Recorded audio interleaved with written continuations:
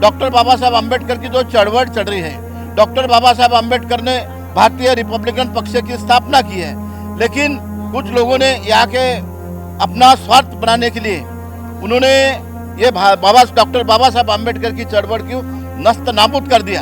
Doctor बाबा साहब के हर पल पर, हर मार्ग के ऊपर, उसके मार्गदर्शन के ऊपर मैं इस समाज को आगे ले जाऊंगा। और डॉक्टर बाबा साहब अम्बेडकर ने 1956 में जो हमें बौद्ध धर्म दिया है, वो बौद्ध धर्म का प्रचार और प्रसार करूंगा। वो आरक्षित जगह पे भारतीय जनता पार्टी और कांग्रेस वाले हिंदू दलित देखते हैं, और हिंदू दलित देखने से जो सही में बौद्ध है, जो बौद्ध धर्म का प्रसार और प्रचार करता है, उनको अवॉइड करके उन्होंने बौद्ध धर्म के लोगों को सीट नहीं देते हुए जो हिंदू दलित है उनको सीट दिया। ऐसा आमदार बनने के बाद में मैंने जिंदगी में कभी नहीं देखा कि ऐसा कि उसने कोई प्रकार का यहाँ पे कोई यानी बेरोजगार को रोजगार मिलने के लिए कोई ऐसी इंडस्ट्रीज नहीं लाया।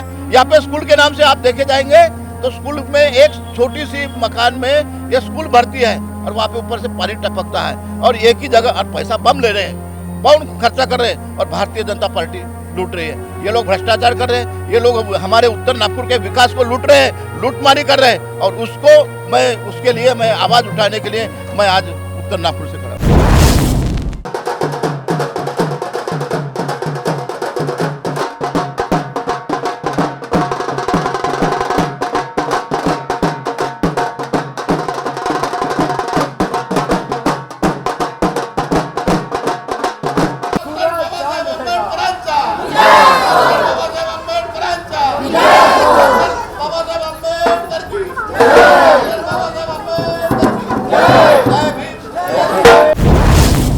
विदर्भ का रण संग्राम, पूरे महाराष्ट्र में इलेक्शन का माहौल है, साथ ही साथ झारखंड में भी इलेक्शन का माहौल है।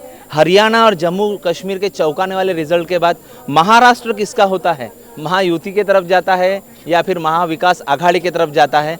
आज हम बात कर रहे हैं उत्तर नागपुर जिले की सबसे सेंसिटिव और सबसे संवेदनशील विधानसभा, जो विकास और उन्नति के, चाहे वो बीजेपी की सरकार रहे या कांग्रेस की सरकार रहे, अछूती रह गई। यहाँ के काफ़ी बेसिक मुद्दे हैं। लोग बेरोजगारी से परेशान हैं, लोग भूखमरी से परेशान हैं। जो विकास हो रहा है बीजेपी की तरफ से, उस विकास की धारा में उत्तर नागपुर नदारद दिखता है, वो धारा यहाँ से गुजरती नहीं है।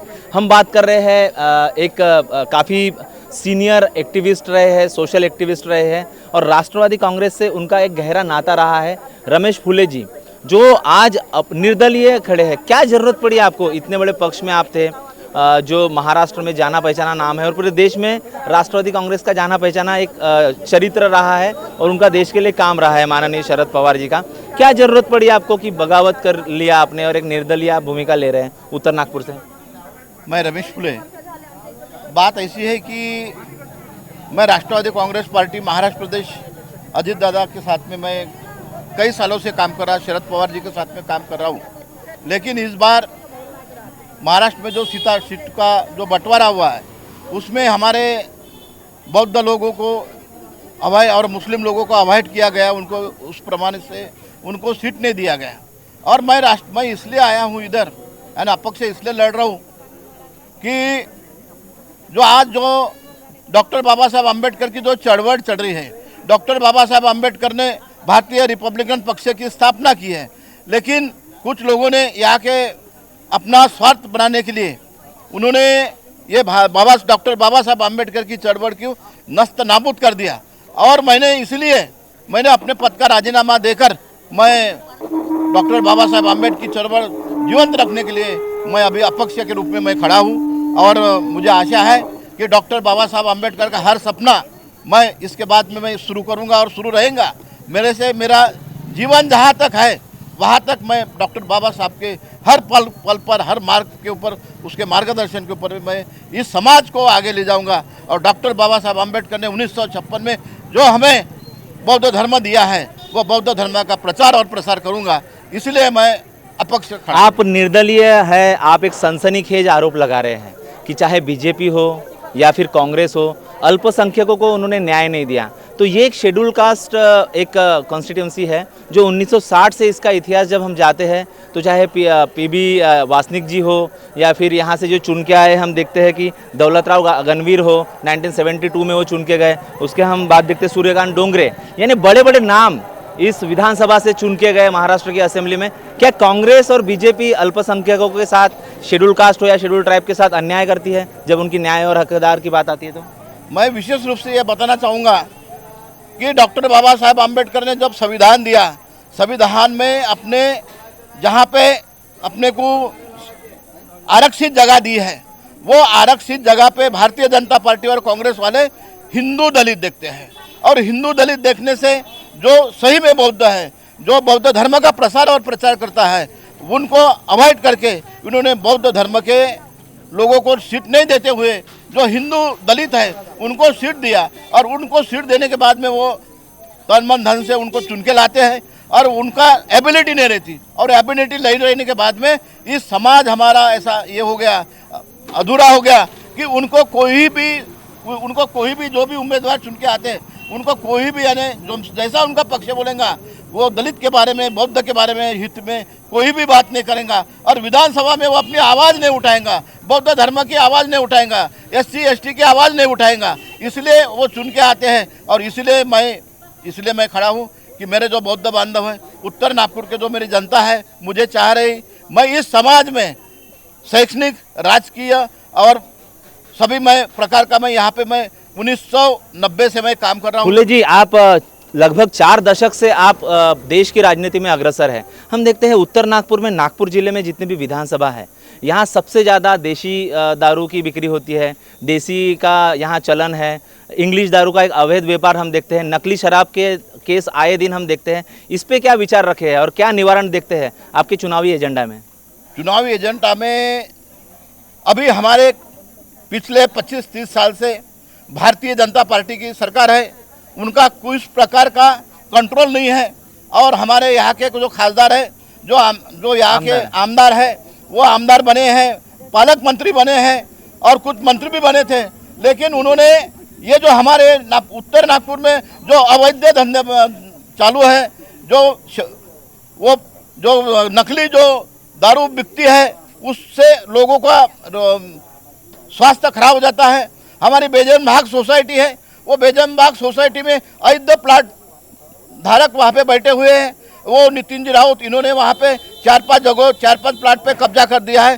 गोर गरीब को हटा के वहाँ पे अपना कब्जा जमाया है। और दूसरी बात ये बताऊंगा कि यहाँ पे गुरु नानक स्कूल थी, वहाँ पे हमारे गोर गरीब जनता, हमारे दलित भाई, बौद्ध भाई वहाँ पढ़ते थे। लेकिन इतनी बड़ी स्कूल इनके बहकाव में आके, भारतीय जनता पार्टी के बहकाव में आके उन्होंने वहाँ पे अपनी वो स्कूल बंद कर दिया। वहाँ पे हमारे जो यहाँ के जो हमारे स्टूडेंट है, हमारे बच्चे हैं, वहाँ पे पढ़ते थे। आज वो उनको इधर उधर भटकना पड़ा और आइन समय पर उन्होंने सोसाइटी स्कूल बंद कर दिया। और स्कूल बंद करने से हमारे गोर गरीब बच्चे, हमारे स्कूल के बच्चे आज इधर उधर भटक रहे हैं। स्कूल की अव्यवस्था है और वो अव्यवस्था तोड़ने के लिए मैं इस अपेक्षा खड़ा हूँ और मैं आगे करके। बीजेपी कहती है मेट्रो है, विकास हुआ है, हम महाशक्ति बन रहे हैं, भारत उभर रहा है, उत्तर नागपुर भी उसी विकास गंगा का हिस्सा है। इस पे आप क्या सोचते हैं? नहीं, ये तो सब दिखा है, क्योंकि इनका जितने ये लोग काम करेंगे ज़्यादा, उतना उनको ज़्यादा कमीशन मिलेगा। ये भ्रष्टाचार का काम है, ये बेरोजगारी का काम है। आज नागपुर शहर में वो दिखावा कर रहे हैं कि हमने मेट्रो लाए हैं, वो दिखावा कर रहे हैं कि भाई हमने इंटरनेशनल एयरपोर्ट बना है। ये सब दिखावा है और इसके माध्यम से वो भ्रष्टाचार कर रहे हैं। लेकिन आज नागपुर शहर में इतने बेरोजगार हैं, हमारे सुशिक्षित जो बेरोजगार साथी है उनको आज रोजगार नहीं है, रोजगारहीन हो गए हैं। हमारे महिलाएं आज बड़े बड़े इंजीनियर, डॉक्टर आज लेबर का काम कर रहे हैं और हमें रोजगार नहीं है। विशेष रूप से मैं बोलना चाहूँगा, उत्तर नागपुर में ऐसा आमदार बनने के बाद में मैंने ज़िंदगी में कभी नहीं देखा कि ऐसा कि उसने कोई प्रकार का यहाँ पे कोई यानी बेरोजगार को रोजगार मिलने के लिए कोई ऐसी इंडस्ट्रीज नहीं लाया, कोई ऐसी फैक्ट्री नहीं लाया ताकि हमारे गोर गरीब जनता को, सुशिक्षित बेरोजगार को उनको काम मिल सके। इसलिए हमारी जनता बहुत नाराज़ है। इसलिए मैं ये सब हमारा उत्तर नागपुर में, क्योंकि हमारा जो पीली नदी का पट्टा है, उपलवाड़ी बोलते हैं, वहाँ पे पूरा इंडस्ट्रीज एरिया पूरा बेड खाली है और वो इंडस्ट्रीज बेल्ट कुछ भूमाफिया भी काम करता है। वहाँ पे भूमाफिया काम करता है। हमारे यहाँ पे बेजनबाग सोसाइटी में इनके खुद आमदार के खुद भूमाफिया पड़े हैं और यहाँ के जो जगह है खाली पीड़ी 130 एकड़ का जो एक है वो भी आंदोलन चल रहा है। मैं विशेष रूप से मैं बताना चाहूँगा, महाराष्ट्र शासन ने 1996 में डॉक्टर बाबा साहब आम्बेडकर इंटरनेशनल पार्क बनाने के लिए 130 एकड़ जगह दी थी, लेकिन वहाँ पे 130 एकड़ जगह हमको मिली है, लेकिन कुछ लोगों ने, कुछ राजकीय लोगों ने वहाँ पे कुकरे जा कर के है, ऐसे कोई दलाल लोगों ने, वो नितिन जी का और ये अपने बीजेपी के वो दलाल है, माने भी इनके दलाल है, और इसलिए वो जगह का मुद्दा इन्होंने बंद करने के आप लिए। दलाल की बात कर रहे हैं। दलाल यहाँ पे दलाल है ना, अपने ये नितिन जी के जो लोग हैं वो दलाली कर रहे हैं वहाँ पे। इन्होंने वहाँ के कमीशन, नितिन राउत, इन्होंने वहाँ पे अपने एजेंट बता दिया और एजेंट करके वहाँ की 130 एकड़ जमीन में से 70 एकड़ जमीन बेच दिया इसने। और आज भी मैंने रमेश फुले ने 2003 में नागपुर इम्प्रूवमेंट ट्रस्ट पर हमने बड़ा आंदोलन किया था कि कोई हालत में यहाँ पे in doctor Baba Saheb Ambedkar international park बनना चाहिए, इसलिए हमने आंदोलन किया और आज भी आंदोलन शुरू है। और वो आंदोलन को चैलेंज करने के लिए हम कोई भी हालत में वहाँ पे हम अपना डॉक्टर बाबा, हम अपने चर्चा के अंत में है, हम अपने चर्चा के शिखर पर है। हम ये सोच रहे हैं कि जो संवेदनशील उत्तर नागपुर है, ये जो विधानसभा है, ये विकास के कार्यों से तो पिछड़ गई।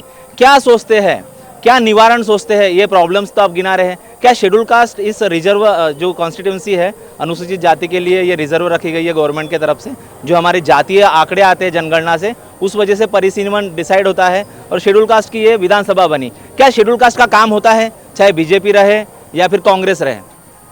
यहाँ पे भारतीय जनता पार्टी की सरकार है वो, और यहाँ पे पालक मंत्री रह चुके हैं, लेकिन यहाँ पे हमारे जो उत्तर नागपुर में ऐसे कोई भी ऐसे मुद्दे नहीं कि जो हमारे विकसित हो जाए। आज देखे जाए तो उत्तर नागपुर में बहुत सारी समस्या है, जैसे कि झोपड़पट्टी बता, वो मुद्दे ऐसे हैं कि जब से उत्तर नागपुर स्थापन हुआ 1960 में, उत्तर नागपुर ये अपना एससी इसमें रिजर्वेशन आया, विधानसभा के लिए हम लड़ रहे हैं, लेकिन 1960 से लेकर बड़े बड़े लोग यहाँ पे आमदार बन के गए, लेकिन मेन मुद्दा यहाँ पे है कि उत्तर नागपुर में सबसे ज़्यादा झोपड़पट्टी है, स्लम बस्तियाँ है। वो स्लम बस्ती को पट्टे वाटप देने का मुख्य कार्य इन सरकार ने करना चाहिए, यहाँ के आमदार ने करना चाहिए, लेकिन आमदार का उधर में ख्याल नहीं है, उनका सिर्फ माल बटोरने का काम है। मैं खुद रमेश फुले में बता रहा हूँ आपको, उत्तर नागपुर से जो पीली नदी से लेके तो पूरा पट्टा है, आज आधा 50% उत्तर नागपुर के लोग झोपड़पट्टी में रहते हैं, और उनको मैंने न्याय दिलाने के लिए, उनको पट्टे मिलने के लिए और उनको माल के हक देने के लिए मैंने प्रयत्न किया, और 4 से 5 ऐसी बस्तियां हैं उनको मैंने स्लम के पट्टे दिए, माल की हक दिया, और आज बड़े अच्छे रह रहे हैं। वहाँ के पुलिस क्या अपील करेंगे, जनता आपको क्यों चुने, अंत में क्या अपील करेंगे?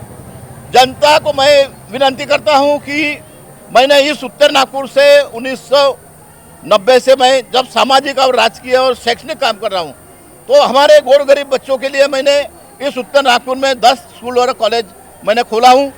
आज मेरे यहाँ पे 50% हमारे बौद्ध बांधव पढ़ते हैं और 30-40% मुस्लिम पढ़ते हैं और ओबीसी भी पढ़ते हैं। ऐसा मेरे पास में आज एजुकेशन में आज 5000 बच्चे पढ़ते हैं, मुझे संतोष है। आपके वहाँ स्कूल पे में? हाँ, उस माध्यम से मैं लोगों को रोजगार देता हूँ। मैंने टाइगर सिक्योरिटी फोर्स करके 1997 में कंपनी की स्थापना किया हूँ, वहाँ पे 4000 लोगों को मैंने रोजगार दिया। 1997 से मैं काम कर रहा हूँ, लेकिन आज प्रेजेंट में मेरे पास में 4000 लोग काम करते हैं, और इसलिए मैं आज उत्तर नागपुर के मेरे जनता को न्याय मिलना चाहिए। उत्तर नागपुर के जो झोपड़पट्टियाँ हैं, उत्तर नागपुर में जो यहाँ पे बड़े बड़े जो नाले हैं, ये कमाल चौक के पास में जो बुद्धाजी नगर के पास में जो बहुत बड़ा नाला है, पूरा ओपन नाला है। ऐसे बड़े बड़े नाले जो आज ओपन है, उससे हमारे जो लोग रहते हैं उत्तर नागपुर में, वहाँ की गंदगी, वहाँ के बदबू से हमारा आरोग्य, हमारे उत्तर नागपुर के लोगों का आरोग्य खराब हो रहा है। तो इसलिए मैं ये सब तोड़ने के लिए ऐसे बहुत सी बातें, अच्छा स्कूल बनाना चाहिए। नागपुर महानगर पालिका ने भारतीय जनता पार्टी की सरकार थी, बहुत भ्रष्टाचार किया, इतना भ्रष्टाचार किया कि पूरे विश्व में इतना भ्रष्टाचार नहीं है। स्कूल के नाम पे, फाइल के नाम पे इतना भ्रष्टाचार किया, रोजगार के नाम से मेरे पास प्रूफ है कि इन्होंने फाइल के नाम से करोड़ों रुपए का भ्रष्टाचार किया। यहाँ पे स्कूल के नाम से आप देखे जाएंगे तो स्कूल में एक छोटी सी मकान में ये स्कूल भर्ती है और वहाँ पे ऊपर से पानी टपकता है और एक ही जगह और पैसा बम ले रहे हैं, बहुत खर्चा कर रहे हैं और भारतीय जनता पार्टी लूट रही है। एसटी का बहुत बड़ा प्रॉब्लम है।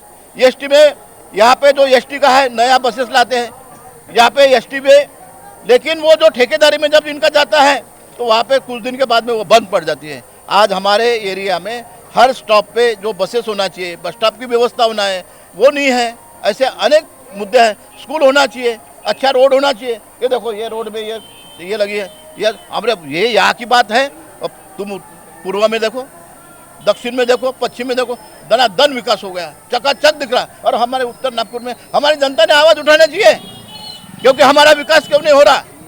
और हम जब पावरफुल है, हमारे में उतनी शक्ति है, तो हमने उठाना चाहिए। ये लोग भ्रष्टाचार कर रहे हैं, ये लोग हमारे उत्तर नागपुर के विकास को लूट रहे हैं, लूटमारी कर रहे हैं। और उसके लिए मैं आवाज़ उठाने के लिए मैं आज उत्तर नागपुर से खड़ा हूँ। भ्रष्टाचार का आरोप लगा रहे हैं। हमारे साथ थे रमेश फुले जी, जो एक निर्दलीय उम्मीदवार है उत्तर नागपुर से। चाहे 1974 में बनी बेजनबाग सोसाइटी हो, जब जमशेदजी टाटा ने उस सोसाइटी को डोनेट किया, हम देखते हैं आज वो एक नेशनल मुद्दा भी बना है बेजनबाग सोसाइटी का। चाहे कांग्रेस रहे, भाजपा रहे, सोसाइटी के जो मुद्दे हैं वो अभी भी अनछुए रह गए, उसका लीगल कोई भी सोल्यूशन नहीं निकला। आप जुड़े रहिए आवाज़ से। धन्यवाद सर, आपने अपना कीमती वक्त दिया। आप बने रहिए आवाज़ इंडिया से, प्रोग्राम और जारी है।